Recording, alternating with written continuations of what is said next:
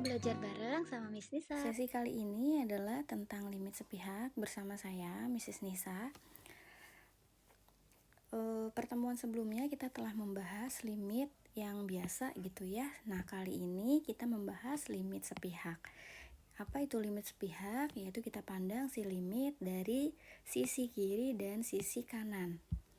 Ya, kalau limit yang kemarin kita bahas adalah ketika kita punya suatu C gitu ya, sejatinya limit itu kita mengapit dia dari sisi kiri ya, dari sisi kanan gitu. Jadi sebenarnya si C ini kita apit dari kedua sisi gitu. Nah, bagaimana jika kita pandang dari sisi kiri dan sisi kanan saja?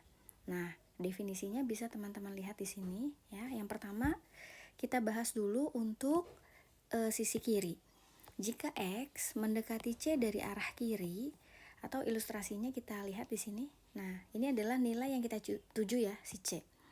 Kita dekati dari arah kiri, seperti ini. Atau kita sama-sama tahu bahwa nilai C di sini yang ada di sebelah kirinya ya, nilai-nilai yang ada di sebelah kiri C adalah nilai-nilai yang lebih kecil dari si C. Untuk yang demikian, maka kita bisa sebut sebagai limit kiri. Dan notasinya kita lihat di sini adalah limit dari fx, x-nya mendekati C. Tapi di sini ada tanda minus di bagian atas C. Catat, untuk hal seperti ini tidak dibaca C pangkat minus gitu. Tapi ini langsung saja teman-teman baca bahwa ini adalah limit kiri ketika x-nya mendekati C dari fx. Atau limit fx ketika x-nya mendekati C dari kiri. Kita lihat definisi limit sisi lainnya, yaitu dari arah kanan. Atau ini kita sebut sebagai limit kanan. Ilustrasinya adalah sebagai berikut. Ini nilai yang kita tuju, yaitu si C. Kita dekati C dari sebelah kanan. Gitu ya, makin dekat dari kanan ke arah C. Yang lagi-lagi kita sama-sama tahu bahwa yang ada di sebelah kanan C pastilah nilai-nilai atau bilangan-bilangan yang lebih besar daripada si C. Nah, maka yang demikian kita sebut dia sebagai limit kanan. Notasinya adalah ini. Tuh, teman-teman bisa lihat perbedaan limit kiri dan limit kanan ya. Limit kiri notasinya ada tanda minus di bagian atas C, kalau kanan ada tanda plus.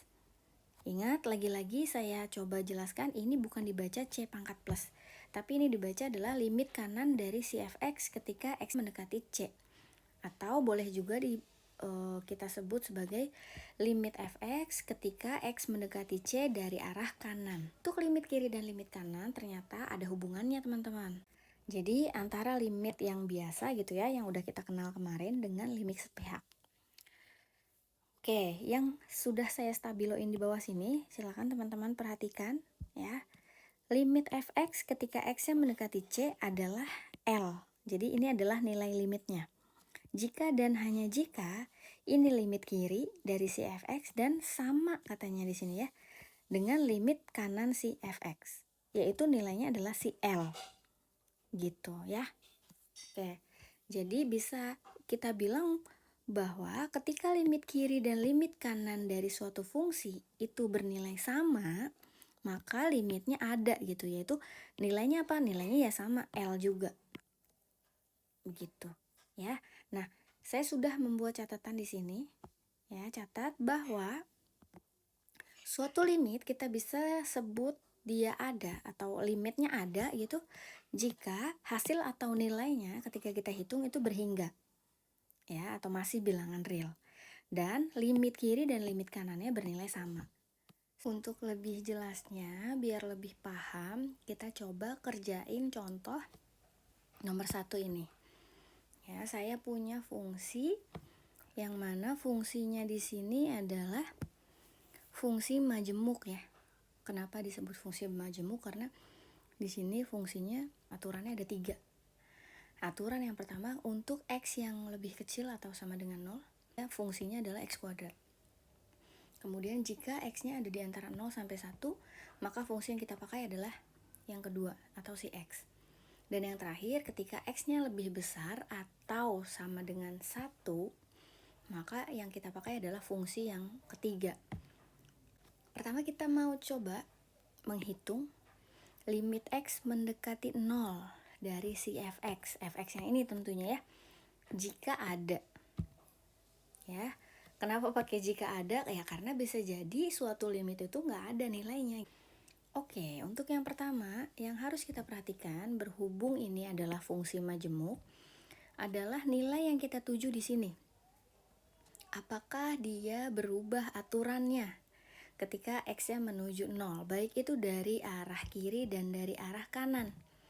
Kenapa demikian ya? Karena sejatinya limit itu kan kita apit ya. Ketika X mendekati 0, maka artinya kita apit 0 ini dari arah kiri dan arah kanan. Gitu. Jadi kita perlu pandang dari sisi kiri dan sisi kanan. Karena ini fungsi majemuk. Nah, ternyata untuk X mendekati 0, 0 di sini aturannya berubah gitu. Ya, aturannya berubah. Karena aturan berubah di X sama dengan 0 ya, dan sejatinya limit X menuju 0 itu kita apit dari kiri dan dari kanan, maka kita perlu menggunakan limit kiri dan limit kanan. Kita harus cari satu-satu. Nah, untuk limit kiri, kita bisa menggunakan fungsi yang mana, yang pertama atau yang kedua, karena dia berubah beraturannya untuk fungsi pertama sama kedua gitu. Nah, di sini jika kita gambarkan garis bilangan, untuk aturan yang pertama itu daerahnya adalah yang sebelah sini. Ya, kita mau mencari limit kiri, berarti kan nilai-nilai yang ada di sebelah kirinya si 0. Jadi jelas ya bahwa yang kita gunakan adalah fungsi yang pertama. Karena sesuai dengan aturan yang dia punya. Gitu ya. Nah, bagaimana jika limit kanan? Apakah kita menggunakan fungsi yang ini lagi? Ternyata tidak. Karena di sebelah kanan ini kan tidak terdefinisi gitu ya. Aturannya tidak ada. Ya, jadi untuk yang kanan yang mana? Oh, tentu saja pakai yang bawah. Jika kita dekati dari sebelah kanan, kanan kan itu lebih besar dari 0 ya. Nilai-nilai yang lebih besar dari 0. Nah, dia terdefinisinya di aturan yang ini. Sehingga kita gunakanlah fungsi yang kedua. Kita kerjakan. Nah, tadi penjelasannya, karena aturan fungsi berubah di X sama dengan 0, maka kita perlu cari limit X menuju 0 dengan menggunakan atau dengan mencari limit kiri dan limit kanannya. Pertama kita coba cari dulu limit kirinya. Ya. Nah, silakan untuk penulisannya teman-teman tuliskan dulu di sini perintahnya apa. Di sini fx-nya masih menggunakan fx secara umum, yaitu fungsi majemuk ini. Ya, nah, setelah itu karena kita sudah tahu ya tadi dengan menggunakan bantuan garis bilangan, untuk 0 dari kiri gitu ya. Kalau kita dekati dari kiri, maka kita gunakan fungsi yang pertama, yaitu si X kuadrat ini. Ya, karena kita dekati dari arah kiri sini. Nah, untuk itu kita sudah tidak lagi menggunakan notasi limit kiri karena kita udah spesifik di sini. Fungsinya pakai yang mana gitu. Ya, jadi di sini udah nggak ada lagi tanda minus. Jadi langsung aja X-nya menuju 0. Teman-teman ingat kan, kalau limit itu sejatinya kita cuma substitusiin nilai yang kita tuju ke dalam fungsinya gitu. Berhubung fungsinya X kuadrat, jadi kita cuma substitusikan si 0 ini ke sini. Jadi 0 kuadrat, yaitu ya 0. Nah, sekarang kita mau mencari limit kanan dari si fx.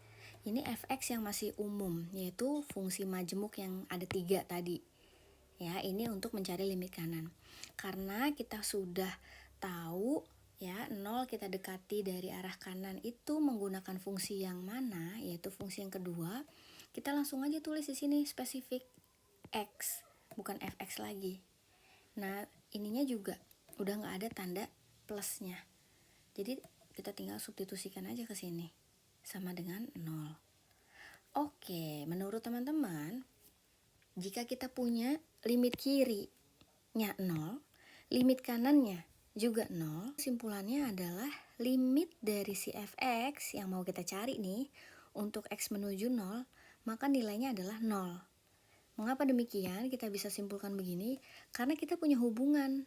Kalau teman-teman masih ingat tadi, ya hubungan ini yang saya kasih stabilo. Ketika limit kiri dan limit kanan nilainya sama, yaitu L, untuk kasus kita tadi nilainya 0 gitu ya, maka limit fx-nya untuk X mendekati C itu ada. Apa nilainya? Oh, nilainya ya 0 tadi yang udah kita cari, si limit kiri dan limit kanannya. Gitu ya. inilah hasilnya. Oke, selanjutnya kita coba kerjakan bagian B. Kita mau cari limit fx, fungsi majemuk yang ada 3 ini nih ya. Tapi sekarang x-nya mendekati 1. Oke, karena ada fungsi majemuk, lagi-lagi kita perlu lihat aturannya di sini. Apakah ada aturan yang berubah ketika x-nya mendekati 1? Coba lihat di sini. Oh iya, ternyata ya ketika x-nya mendekati 1 di sini aturannya ada 2 gitu. Bisa pakai fungsi kedua dan fungsi yang ketiga. Jadi kita perlu mencari limit kiri dan limit kanannya. Oke. Limit kiri dulu ya kita coba cari. Untuk limit kiri, menurut teman-teman, itu menggunakan fungsi yang pertama atau yang kedua. Coba, ini garis bilangannya sudah saya coba bantu buatkan. Ini akan kita gunakan untuk mencari limit kiri. Ya, karena di bagian kirinya 1 itu adalah nilai-nilai yang lebih kecil dari 1. Jadi untuk mencari limit kiri adalah fungsi yang X. Untuk mencari limit kanan, nah kita dekati dari kanan gitu ya. Maka kita gunakan aturan yang kedua yaitu fungsi yang ini. Oke, mari kita coba tuliskan. Alasannya jangan lupa, karena aturan fungsi berubah di X sama dengan 1, maka kita perlu dengan mencari limit kiri dan limit kanannya. Kita coba cari satu-satu. Yang pertama limit kirinya. Oke, limit fx, x-nya dari kiri, ternyata adalah kita menggunakan fungsi yang kedua, si x ini. Ya, karena kita dekati dia si 1 ini dari kiri. Oke, kita substitusikan saja ya. Hasilnya adalah 1. Selanjutnya kita mencari limit kanan, yaitu kita menggunakan urutan fungsi yang ketiga. Aturan yang ketiga yaitu untuk X lebih besar atau sama dengan 1. Di sini karena kita dekati dari kanan, dia terdefinisikan di sini. Itu ya. Oke. Langsung aja kita substitusikan. Saya punya 2 ditambah 1 kuadrat, yaitu 2 ditambah 1. Hasilnya adalah 3. Oke, mari kita perhatikan. Nah, ini limit kirinya nilainya 1. Limit kanannya nilainya 3. Berdasarkan hubungan limit kiri dan limit kanan, kesimpulannya adalah limit dari si fx ketika x yang mendekati 1 itu enggak ada. Alasan utamanya adalah karena limit kiri dan limit kanan dari si fungsi ini untuk x mendekati 1 itu nilainya tidak sama, maka limit fx-nya untuk x mendekati 1 itu tidak ada. Terakhir adalah kita mau mencari limit fungsi majemuk yang 3 tadi ketika x-nya mendekati 2. Ya. Nah, kalau x menuju 2, kita coba lihat di sini. Ingat x-nya menuju 2.